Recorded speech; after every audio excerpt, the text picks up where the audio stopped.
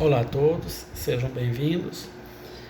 E hoje nós vamos ver a nossa 17ª aula, que vai da página 52 até a página 55 da nossa apostila do curso básico de Espiritismo.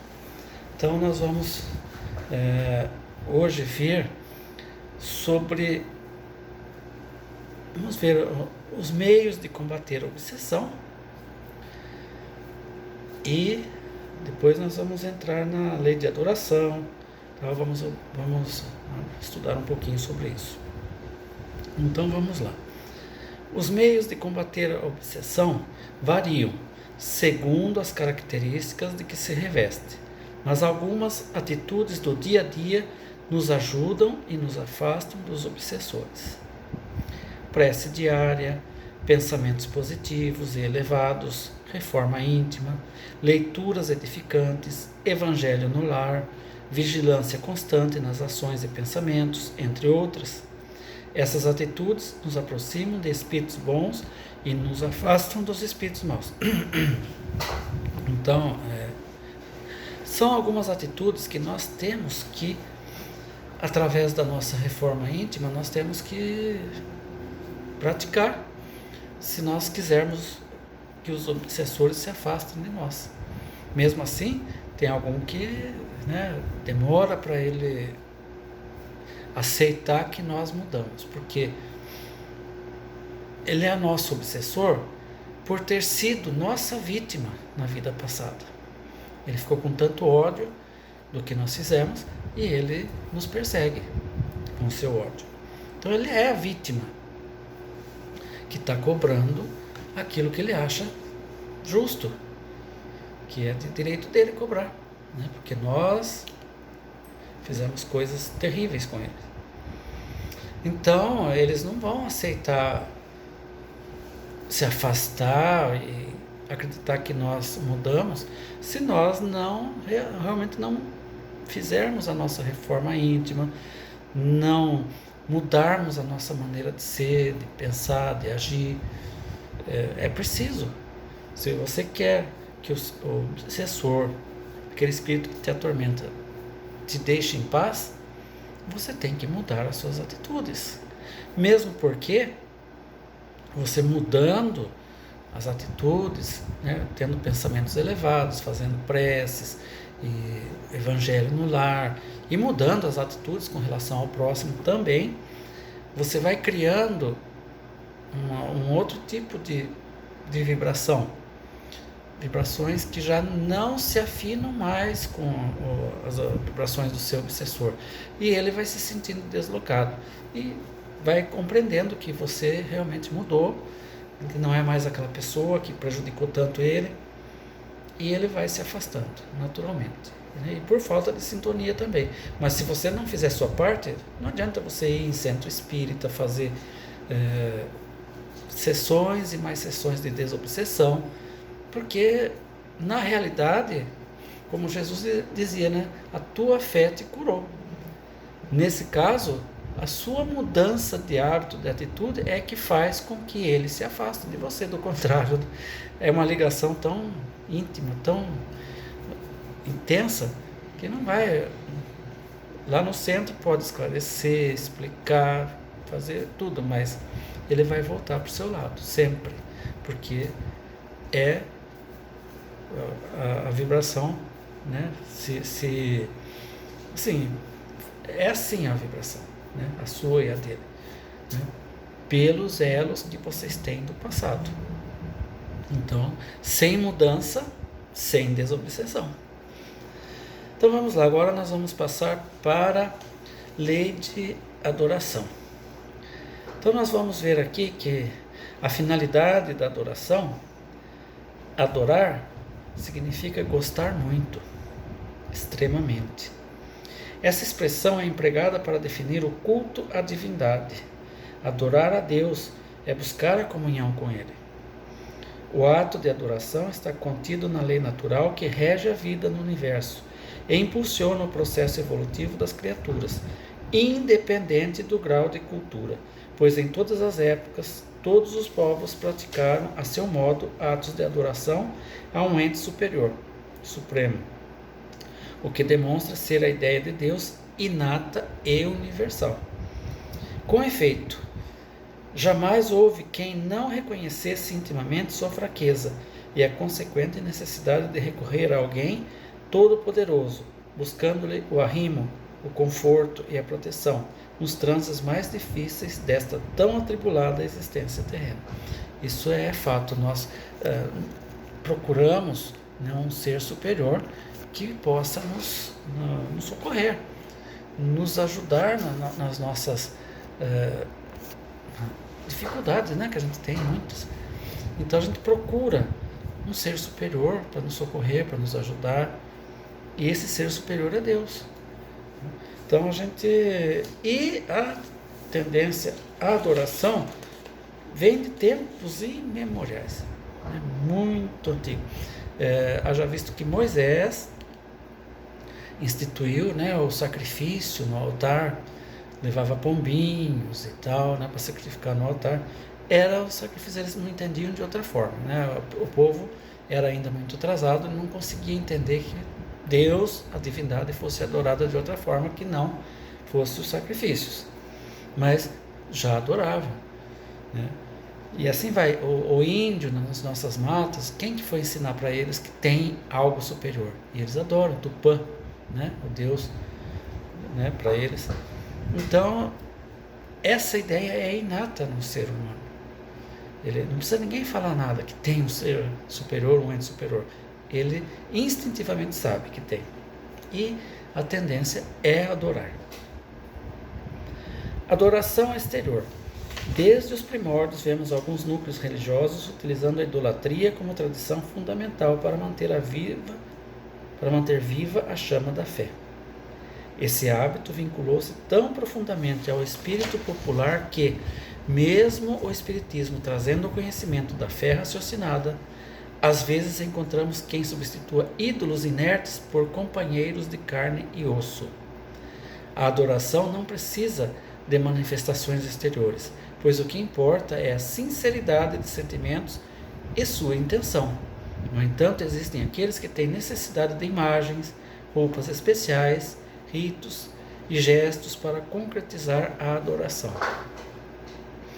O Espiritismo não condena nenhum tipo de adoração, nenhum culto religioso. As pessoas são livres para cultuar do jeito que elas gostam, do jeito que elas acham que é o certo. Porém, o Espiritismo nos ensina que, como a gente segue o Evangelho deixado por Jesus, que Deus deve ser adorado em espírito e verdade. Ou seja, é no templo do nosso coração, é aqui dentro, que a gente deve adorar a Deus, com pensamentos, palavras e atos. É dessa forma que se adora a Deus. Mas cada um, como diz o ditado popular, né? Cada um no seu quadrado. Aqueles que acham que tem necessidade de fazer rituais, e gestos, danças, enfim, nada contra. Eles se sentem bem assim, que continuem fazendo, sem nenhum problema. O problema está no preconceito do homem e não na forma de adorar a Deus. Tempos houve em que cada família, cada tribo, cada cidade e cada raça tinham os seus deuses particulares, em cujo louvor o fogo divino ardia constantemente nos altares dos templos que lhes eram dedicados. Em sua imensa ignorância, os homens sempre imaginaram que, tal qual os chefes tribais ou os reis e imperadores que os dominavam aqui na terra, também os deuses fossem sensíveis às manifestações do culto exterior. Era a maneira deles pensar. E até hoje é assim. A gente tem a tendência de trazer Deus até nós, quando o correto é nós nos elevarmos até Ele. E a gente até hoje faz isso. Pinta um Deus assim, cheio de mágoas, de rancores, carrasco, que castiga, que faz, que acontece. E Deus não é nada disso. Deus é amor puro. O monoteísmo depois de muito tempo, impôs o politeísmo. E seria de crer-se que, com esse progresso, compreendendo que o Deus adorado por todas as religiões é um só, os homens passassem pelo menos a respeitar-se mutuamente. Mas não foi assim. Porém, o que sucedeu?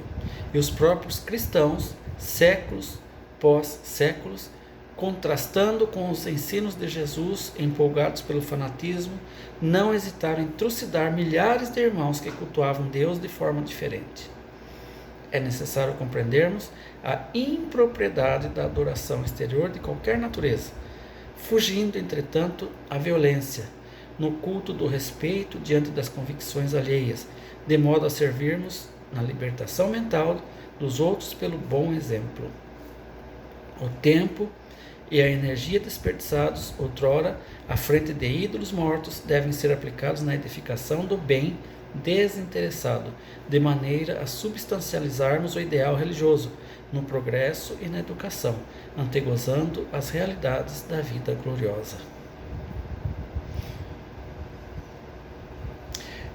Deixa eu só fazer uma correção aqui. Não é o monoteísmo que impôs o politeísmo, tá? É o contrário, né? O monoteísmo, depois de algum tempo, ele se impôs ao politeísmo, que monoteísmo é, como o nome diz, mono, Deus único, e politeísmo, vários deuses, né? Então, aos poucos, o monoteísmo foi se impondo ao politeísmo, tá? Só essa correção. Vida contemplativa. A vida contemplativa é inoperante e, portanto, sem mérito perante Deus. Muitas vezes, tal opção significa fuga ante as situações sociais, tal como desilusão, fanatismo, fraquezas, dificuldades. A renúncia ao convívio social, familiar ou a união afetiva só tem mérito se for para servir ao próximo, pois é na convivência diária com seu semelhante, no difícil exercício do amor e do perdão, que se evolui e se expressa a verdadeira adoração a Deus. Jesus, nosso modelo a ser seguido, orava, porém muito trabalhou para o reerguimento dos necessitados do corpo e da alma. A fé sem obras é morta. Para fazer o bem é sempre necessária a ação da vontade, mas para não fazer o mal bastam frequentemente a inércia e a negligência. A doutrina espírita é objetiva. Sempre que o móvel da atitude for o egoísmo, nada terá valor.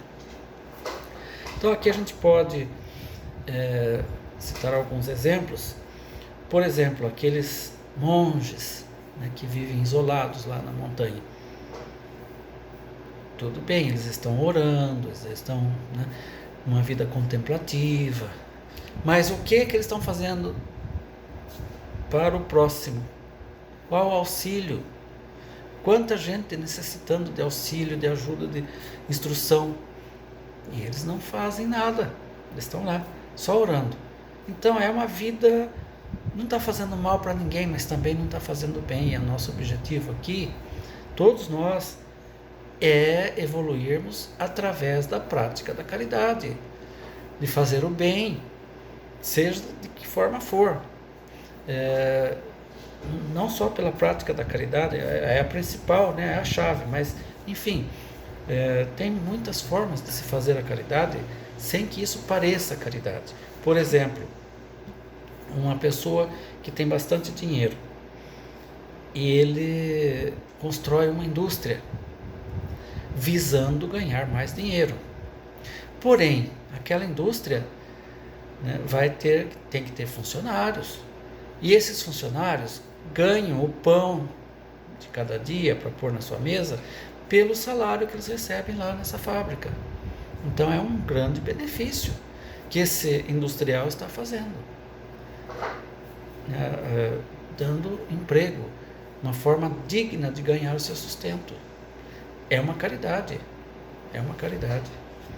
Então, existem muitas formas de se fazer a caridade, e essa é uma delas. E é dessa forma que a gente consegue progredir, evoluir, não se isolando, se afastando do mundo, né? Não está fazendo mal para ninguém, mas também não está fazendo bem, não está ajudando ninguém, não está fazendo nada. Isso é uma vida, né, vamos dizer assim, uma encarnação perdida, porque ele ficou parado, e não é isso. Deus tem que ser adorado através do amor ao próximo, que todos nós somos filhos de Deus. Então, qual é o pai que não fica satisfeito com aquele que ajudou a um filho seu? Lógico, nós que somos humanos, falhos, agimos dessa forma, ficamos muito agradecidos com a pessoa que ajudou o nosso filho. Deus muito mais. Então, quando ele vê um irmão amparando, auxiliando, ajudando o outro, é muito mais benéfico essa caridade, evolui muito mais do que ficar lá parado, orando, né? Não está fazendo nada para o próximo.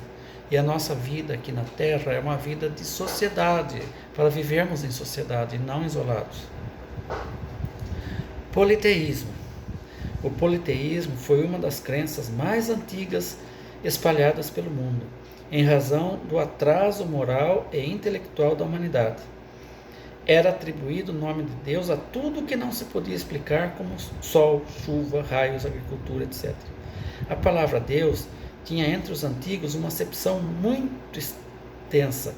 Não era como em nossos dias uma designação do Senhor da natureza, mas uma qualificação genérica de todos os seres não pertencentes às condições humanas. A concepção de um Deus único não poderia existir no homem senão como resultado da aquisição gradual do conhecimento. Porém, em todos os tempos, houve homens esclarecidos que compreenderam a existência de um Deus único. Então, antigamente, né, bem antigamente, tudo aquilo que fosse desconhecido era chamado de Deus. Por exemplo, Deus Sol, no Egito, Ra, e por aí vai.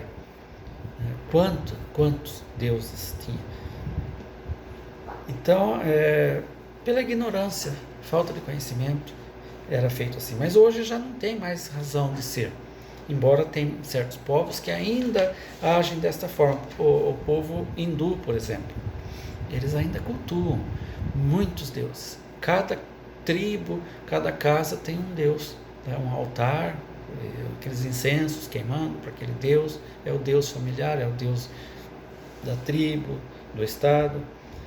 E ainda falta a compreensão, o conhecimento, o entendimento, sobre Deus. Nós ainda não temos, mas já caminhamos um pouquinho mais, porque sabemos que Ele é único. Já expliquei em aulas passadas sobre isso.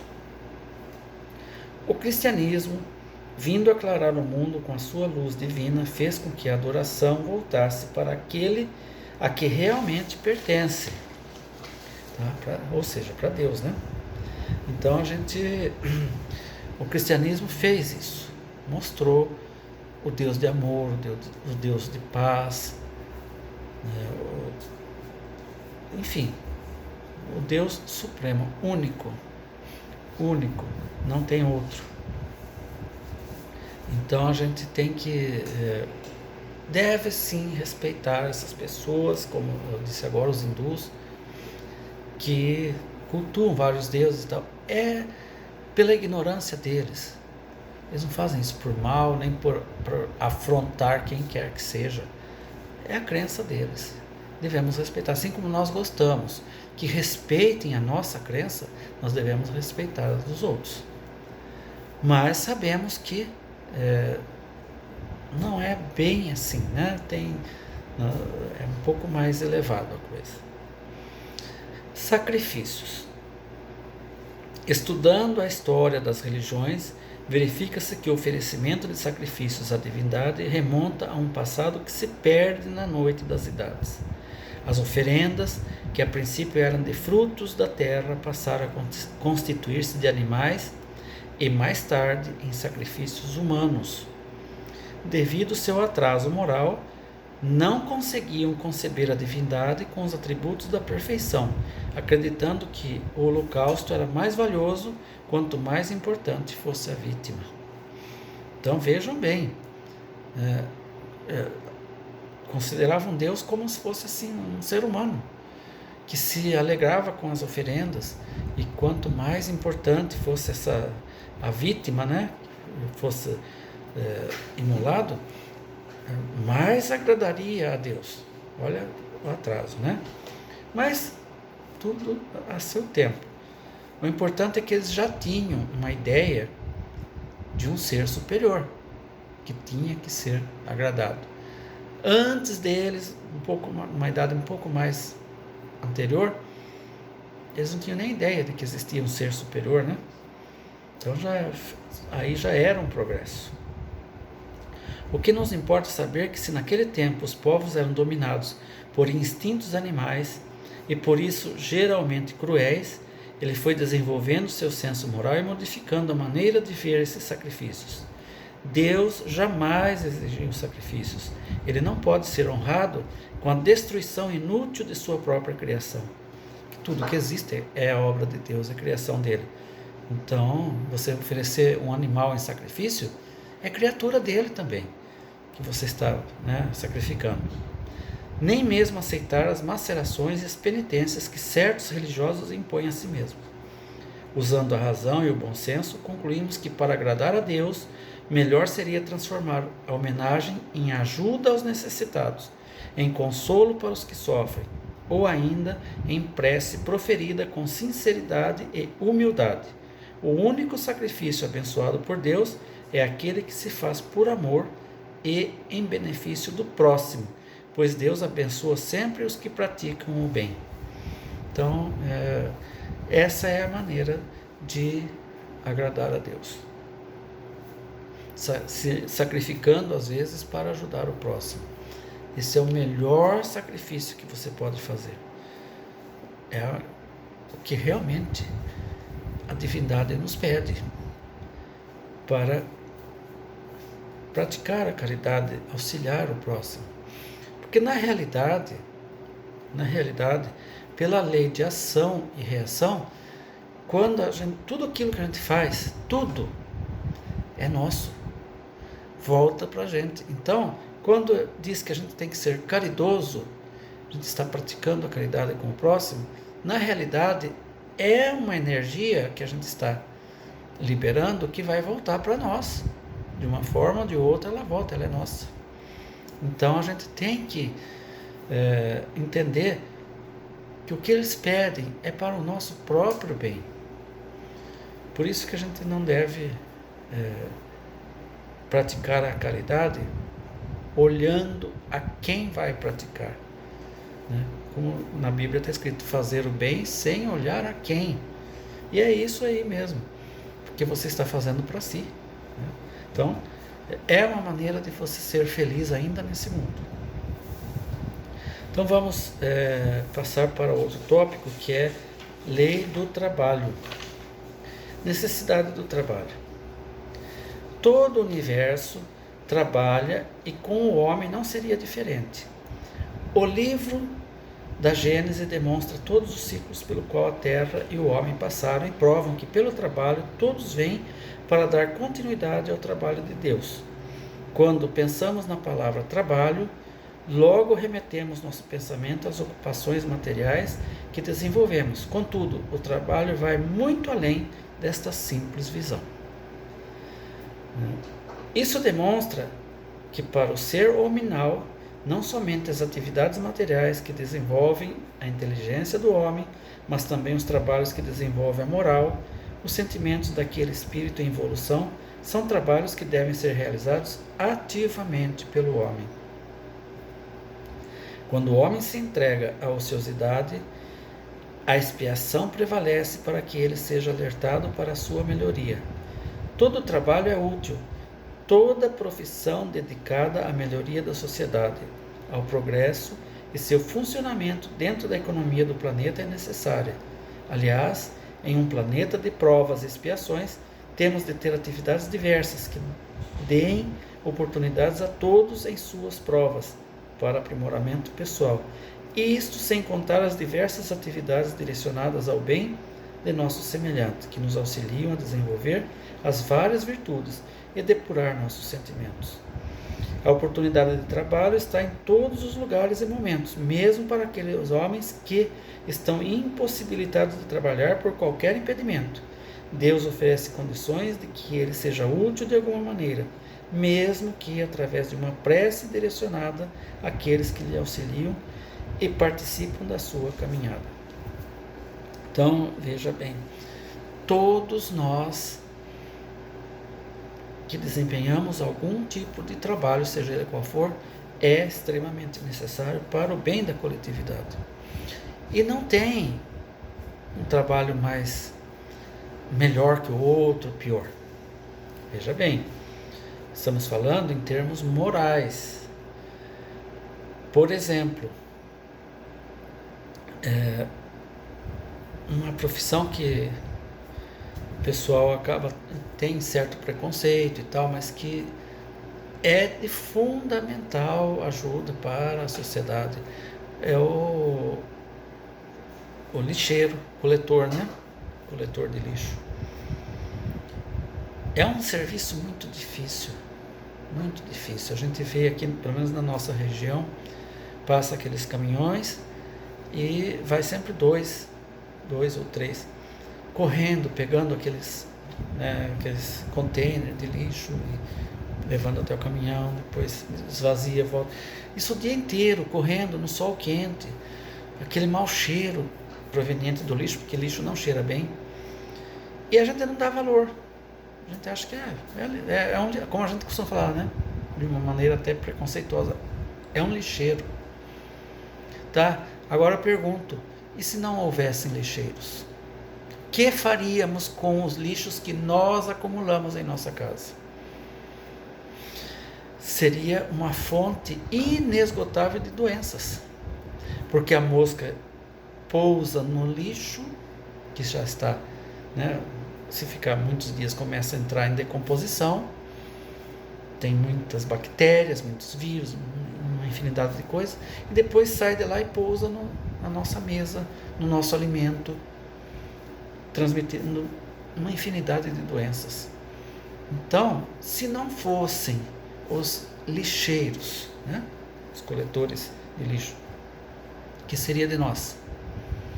Vocês já pararam para pensar nisso? Se não fosse aquela pessoa humilde que está varrendo a rua, né, do lixo que você joga, às vezes, é bituca de cigarro, aqueles que fumam, é um papel que ele comeu um lanche, alguma coisa assim, e ao invés de jogar no lixo, joga ali na rua, e vai, por aí vai. Aí vem aquele varredor de rua, varre, pega com a pá, joga no lixo. Se não tivesse essas pessoas, como seria a nossa vida? Vocês já pararam para pensar nisso?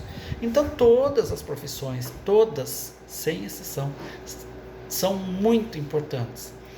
Contribuem para o bem-estar da sociedade. Consequentemente, promove a evolução daquele ser. Então há necessidade dessas pessoas e temos que ser agradecidos a elas, por elas existirem, por elas se sujeitarem a fazer o trabalho que ninguém quer fazer. Vamos lá, limite do trabalho, repouso. Na sociedade em que vivemos, não podemos esquecer que nos é dado limite para o trabalho material, e este repouso é necessário ao descanso do nosso corpo físico e da mente. O limite do trabalho é o das forças, isto é, Deus não coloca fardos pesados em ombros que não possam aguentar. Então nós temos um limite. Não é assim trabalhar de forma desenfreada. Tem um limite. As nossas forças físicas necessitam de um refazimento a cada determinado número de horas e dependendo do serviço, né?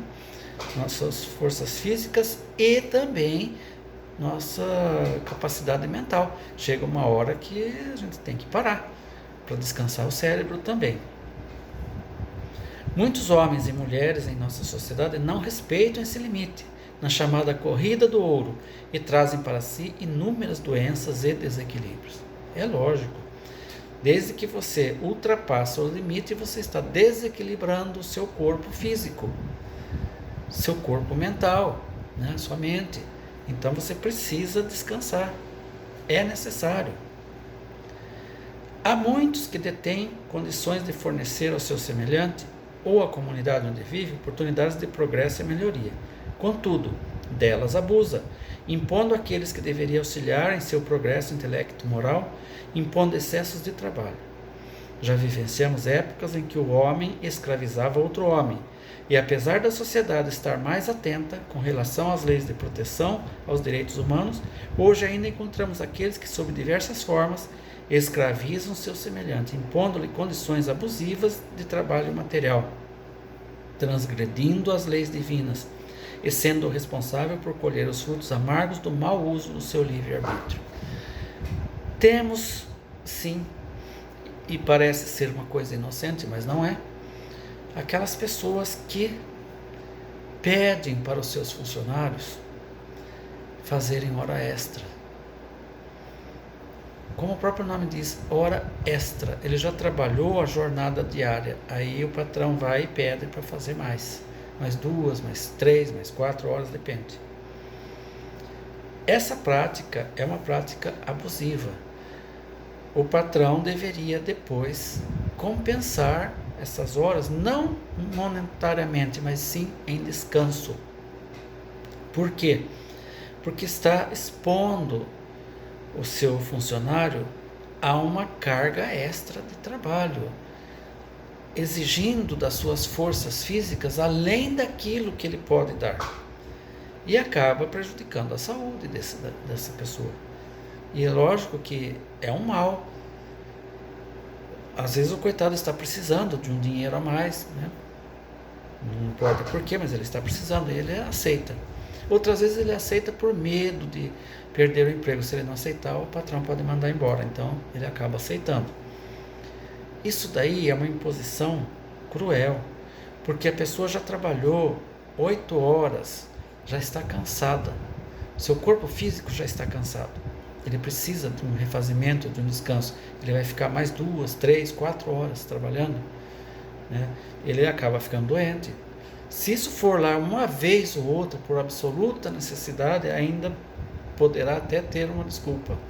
Mas, se for uma prática constante, pode ter certeza que esse patrão vai responder pelos danos causados à saúde física dos seus funcionários, pelo excesso de trabalho. O mais forte trabalhando para o mais fraco, é assim que a nossa vida de relação com o semelhante acontece, e não paramos para perceber. São os pais cuidando dos filhos pequenos, são os filhos que devem cuidar dos pais já idosos, são os mais bem aquinhoados pelos bens materiais que podem e devem proporcionar aos menos abastados condições de trabalho, onde podem desenvolver suas diversas potencialidades. São os homens dispostos de boa vontade, respeito e amor ao próximo, que auxiliam de diversas formas seu semelhante caído sob o peso das dificuldades. Então, é da lei de amor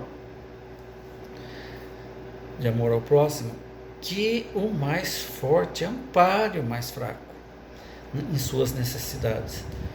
Aqui cita os pais que cuidam dos filhos pequenos, enquanto eles ainda são frágeis.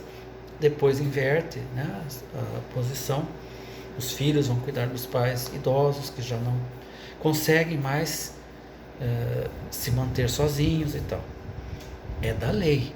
Mas não é bem isso que acontece. Muitas vezes os filhos acabam colocando os pais em casas de repouso, que não tem nada de repouso, né? Mas é simplesmente como se fosse uma tralha jogada lá. E nem vai visitar mais. Acha que porque pôs lá e está pagando, acabou a responsabilidade dele. E o amor? E o carinho que essa pessoa precisa? Com estranhos ele não vai encontrar. Mas enfim, cada um colhe exatamente aquilo que planta. Isso é inquestionável. O mesmo não se dá, contudo, com o trabalho moral, aquele onde o homem desenvolve suas virtudes no contato com seu semelhante. em todos os instantes de sua existência. Para esta atividade não existe limite, pois a cada instante de nossas vidas podemos aproveitá-lo para sermos um homem de bem, como nos ensina Jesus. Na passagem do Evangelho onde Jesus realizou a cura de um enfermo no tanque de Betsaida, os judeus vêm ao seu encontro e dizem que não era lícito realizar curas aos sábados. E Jesus deixa-nos uma lição que devemos analisar com muito carinho para aplicá-la em nossas vidas. Meu pai trabalha até agora e eu trabalho também. Então, a nossa aula termina aqui, né, falando da necessidade do trabalho, dos excessos que não devem ser cometidos e da responsabilidade do empregador, que muitas vezes, né, abusa da autoridade, fazendo com que seus subordinados percam a saúde física. E ele vai responder também por isso, né? Então, vamos analisar bem esses tópicos e procurar fazer aquilo que é justo. Aqui termina a nossa aula e a próxima aula será a 18ª aula. Tenha uma boa noite, um bom dia, depende do horário que você está vendo esse vídeo.